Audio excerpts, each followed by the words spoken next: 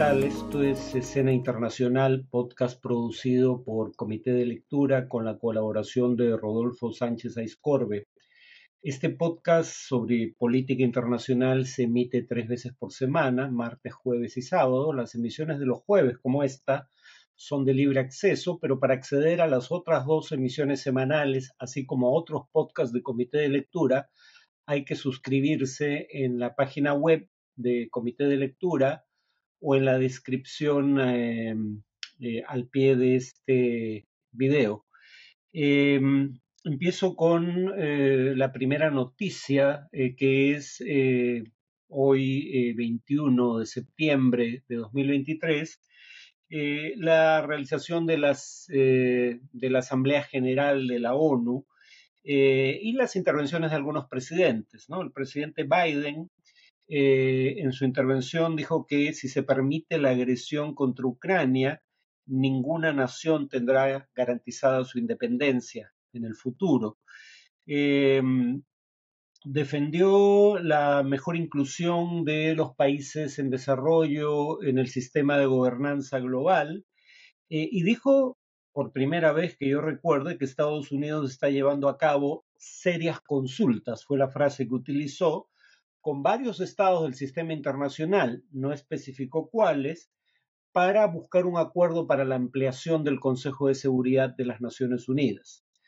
para incluir, por ejemplo, a países como la India o Brasil, aunque no necesariamente como miembros permanentes con derecho a veto. Discutiremos este tema en un siguiente podcast. Sobre la crisis climática, el presidente Biden habló de la necesidad de inversión en energías limpias y de hacer efectiva la financiación para que los países en desarrollo puedan mitigar los efectos del cambio climático. El presidente ucraniano Volodymyr Zelensky, que acudió en persona por primera vez a la Asamblea General, dijo que Rusia utilizaba el alza de precios de los alimentos a nivel internacional como parte de su estrategia de guerra, cosa que creo que es una apreciación correcta.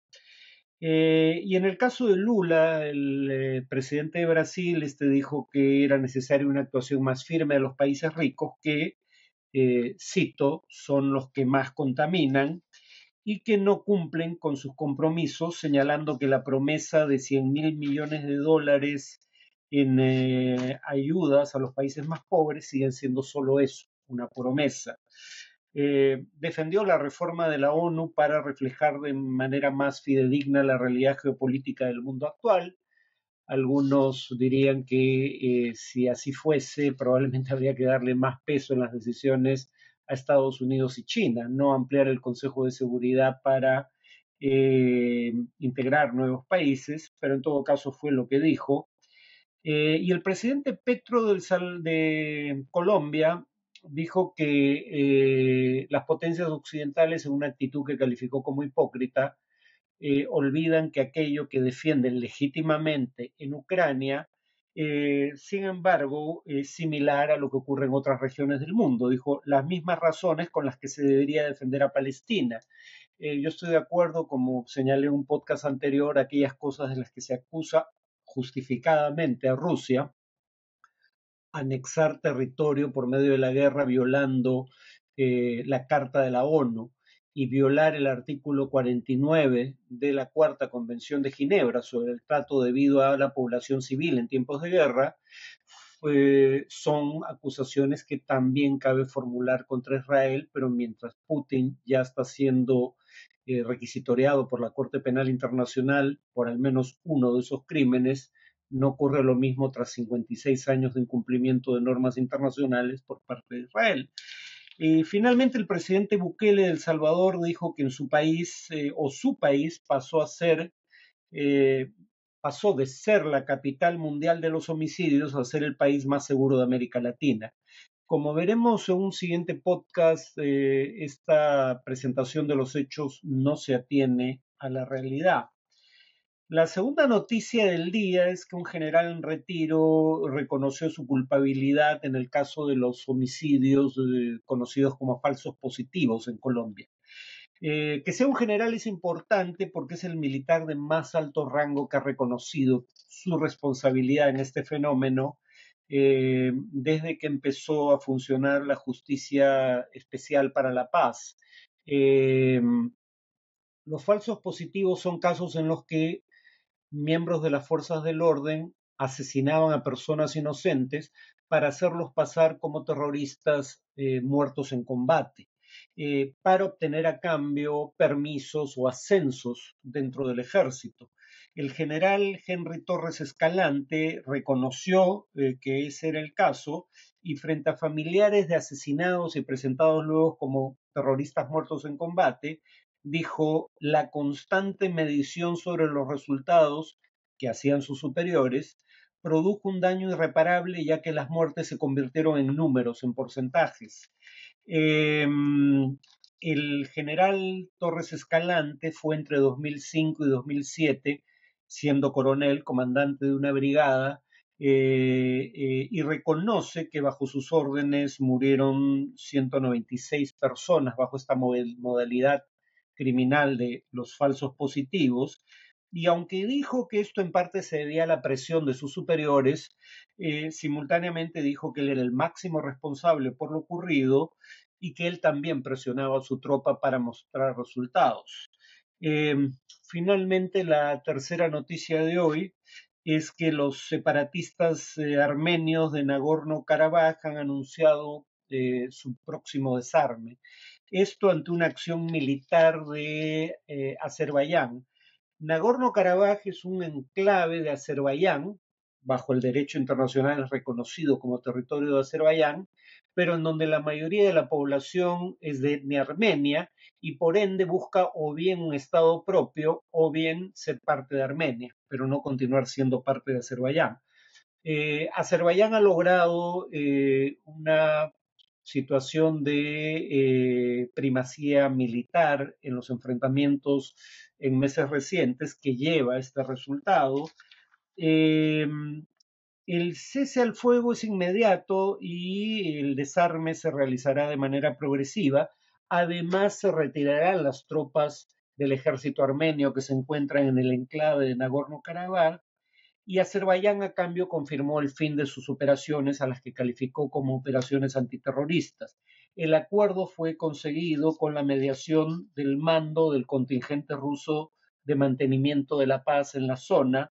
y será este contingente el que garantizará la retirada de las tropas armenias y el desarme de las milicias armenias en Nagorno-Karabaj. En cuanto al tema de análisis, voy a retomar un tema que inicié hace ya una semana aproximadamente, un poco más, que era el tema de los 50 años se conmemoran, se ha conmemorado en fecha reciente, los 50 años del golpe de Estado de Pinochet y quería poner esta conmemoración en perspectiva histórica. Empecé poniendo esto en ese contexto y además decía que había 4 debates aún no del todo resueltos sobre lo ocurrido, sobre el pasado. El primero que cubrí en el podcast anterior era el argumento de que la izquierda se armó desde el primer día y que por ende nunca tuvo la intención de gobernar en democracia. Mencioné que había razones para dudar de este argumento, que la derecha se había armado también antes de la asunción del mando de Allende, como muestra el asesinato en su momento del general René Schneider, que el principal grupo de izquierda que apeló a las armas no era parte de la coalición de gobierno de Allende, o habría que añadir que el propio Pinochet dijo en su momento que para todo fin práctico la lucha duró 4 horas, o sea, no hubo jamás la guerra civil que presuntamente quería iniciar la izquierda desde el gobierno. Las otras los otros 3 debates que mencioné no los cubrí. Mencioné que el Congreso había dicho que el gobierno de Allende se había puesto al margen de la ley al ignorar una enmienda constitucional que se le exigía que promulgue en torno al tema de las nacionalizaciones de empresas.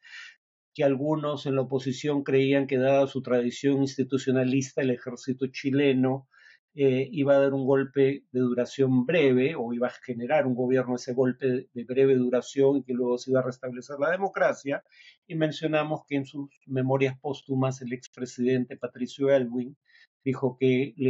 le expresó a Allende a cuestión de horas del golpe que tenía que escoger, no podía estar en buenos términos con la oposición democrática y con el movimiento de izquierda revolucionaria simultáneamente. Hoy voy a hablar de estos otros debates en torno a, a lo que ocurrió antes del golpe de Pinochet. Sobre el tema de que el Congreso mayoritariamente aprobó declarar inconstitucional la conducta del gobierno de Allende, ya mencionada, eh, que yo recuerde no fue con una mayoría calificada, o sea, 2/3 que sería necesario para, por ejemplo, en otras legislaciones, no en la chilena, para pedir la destitución del presidente, que de cualquier modo una decisión del Congreso es una decisión política, no es una decisión judicial, y que no puedes alegar que, aunque se hubiese cometido la violación constitucional expresada, cosa que creo que ocurrió, dicho sea de paso, no puedes alegar que por una violación de la Constitución del presidente en ejercicio se justifica un golpe de Estado que finalmente derivó en una dictadura sangrienta de 17 años. No puedes justificar una violación a la Constitución apoyando para lidiar con ella una violación aún mayor de la propia Constitución. Sobre la idea de que se pensaba que iba a haber una transición rápida a la democracia después del golpe, el día del golpe la violencia con la que este se llevó a cabo debía haber indicado que ese no iba a ser el caso. Pero de cualquier manera no es que hubiera un acuerdo en la materia entre la oposición civil y los militares, o que estos hubieran expresado su posición respecto a la pertinencia de devolver el poder a los civiles a la brevedad posible. De hecho, Pinochet dijo todo lo contrario casi desde el momento en que asumió el gobierno. Lo que sí creo que es un argumento válido es el de Elwin, que en un momento crítico, previo al golpe, ofreció una suerte de concertación o incluso alianza en nombre de la democracia cristiana a la coalición de la Unidad Popular que sustentaba Allende para salvar el régimen democrático, pero que Allende tenía que zanjar con los sectores más radicales de su propia coalición y sobre todo con el MIR, que ni siquiera era un miembro de la coalición oficial de gobierno, y que Allende dudó en tomar la decisión que se le pedía, más aún tomó una decisión diferente, la decisión de llamar a un referéndum para que la población decidiera sobre la legitimidad de su gobierno, sabiendo probablemente que era posible que lo perdiera, ¿no? Pero el punto es que no logró convocar ese referéndum porque se produjo el golpe al día siguiente. Eh, en cuanto a, digamos, el legado del propio Allende, eh, pretender hacer un cambio radical en un contexto en donde solo obtuviste cuando fuiste elegido presidente un 36% de los votos, solo 39.000 votos más que el candidato de derecha, que quedó en segundo lugar. Uno. Dos, tener una minoría de representación parlamentaria, no solo no tener una mayoría calificada, no tener siquiera una mayoría. Y tres, claramente no tener el apoyo de los poderes fácticos, eh, Fuerzas Armadas, medios de comunicación, gremios empresariales. Era suicida en ese contexto intentar un cambio radical del sistema político y económico del país. Iba a llevar a una confrontación como la que finalmente tuvo lugar, en la que la izquierda no tenía perspectivas de prevalecer. Más aún, si bien en las elecciones legislativas de 1973 la Unidad Popular, pese a lo caótico de la situación, ganó más votos que en la elección presidencial que ungió como mandatario Allende.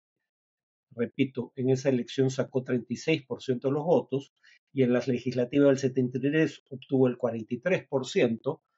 sigue siendo, sin embargo, una minoría del electorado. Y es difícil pensar en la posibilidad de un cambio radical sin concertar con fuerzas de la oposición, cuando menos los sectores más moderados de esta, en esas circunstancias. Creo que la estrategia de la Unidad Popular era francamente suicida.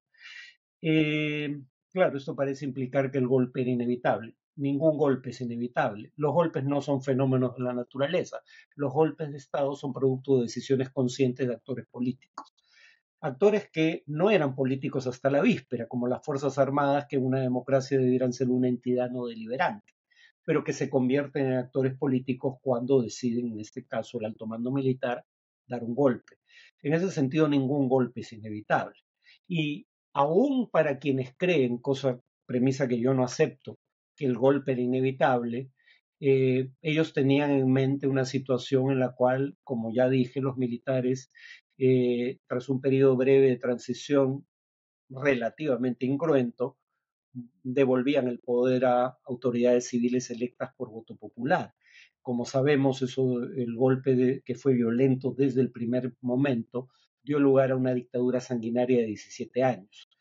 que de haber prevalecido en el referéndum de fines de la década del 80, hubiera llevado a que Pinochet permaneciera aún 8 años más en el gobierno. Entonces, digamos, no hay forma de justificar lo que ocurrió, incluso para aquellos que creen, como repito, no creo yo, que el golpe era inevitable. En todo caso, repito, sí creo que la estrategia de la Unidad Popular fue una estrategia que tenía problemas estructurales. Se intenta expropiar más de 150 grandes empresas, además del cobre, cosa que también había intentado hacer en parte un gobierno anterior de la democracia cristiana, pero no solo hay expropiaciones sistemáticas de empresas privadas, sino que luego tanto miembros del MIR como de grupos que pertenecían a la coalición de gobierno empiezan a tomar de motu propio control de empresas, haciendas e incluso viviendas, exigiendo al gobierno que les reconociera la propiedad sobre los bienes que habían incautado de manera ilegal. Y el gobierno no impidió que ese tipo de acciones siguieran ocurriendo, incluso en algunos casos aceptó conceder derechos de propiedad a quienes habían actuado de esa manera ilegal. En materia de política económica, hay alzas de salarios, hay un crecimiento significativo del empleo público y se tiene que emitir moneda para financiar el déficit fiscal, llevando a una inflación que en su momento más alto llegó a 600% anual. Y si bien es cierto, como alega el gobierno de Allende, que tuvo una oposición desleal que desde antes de que asumiera el gobierno ya estaba asesinando a generales institucionalistas que se negaban a dar un golpe de Estado preventivo como René Schneider, y si bien es cierto que documentos desclasificados del gobierno de Estados Unidos y un informe de una comisión del Senado presidido por el senador demócrata Frank Church, demuestran que Estados Unidos tuvo una participación activa en sabotear el gobierno de Allende y en fomentar un golpe, aunque la decisión fue de los militares, no obviamente de la embajada norteamericana. Si bien todo eso es cierto, y si bien Allende tiene una muerte trágica y heroica, nada de eso cambia la necesidad de tener una evaluación realista de los errores cometidos por el gobierno de Allende. La mayoría de la izquierda hizo esa evaluación, pero tardó años en llegar a esa conclusión. El Partido Comunista, por ejemplo, que había sido una fuerza relativamente moderada durante los años de gobierno de la Unidad Popular, coalición de la que formaba parte, una década después del golpe crea su propio brazo armado, el Frente Patriótico Manuel Rodríguez. Entonces, sí, Allende será recordado siempre por la forma en que murió, pero en honor a la verdad, eso proyecta una imagen suya bastante más positiva que si hubiera tenido que ser recordado por la forma en que gobernó, en donde no tuvo la decisión que mostró al final de su gestión, cuando decide suicidarse antes que aceptar el exilio que se le ofrecía. Y claro, el heroísmo de las acciones finales de Allende, y yo diría que esto es parte del problema con cómo muchas veces la izquierda interpreta la historia. Eh, Prefiere quedarse con esta imagen de heroísmo ante la adversidad y ante fuerzas abrumadoras a las que tuvo que confrontar, que tener una apreciación sosegada y realista de lo que fue la gestión de gobierno. Lo mismo ocurre en Cuba o en Venezuela, donde no se quiere reconocer los errores cometidos, aún admitiendo que la confabulación internacional e interna contra esos gobiernos es un hecho real. Eh, pero bueno, además de la imagen que proyecta Allende, está la imagen que proyecta el propio Pinochet, sobre todo después de dejar el gobierno.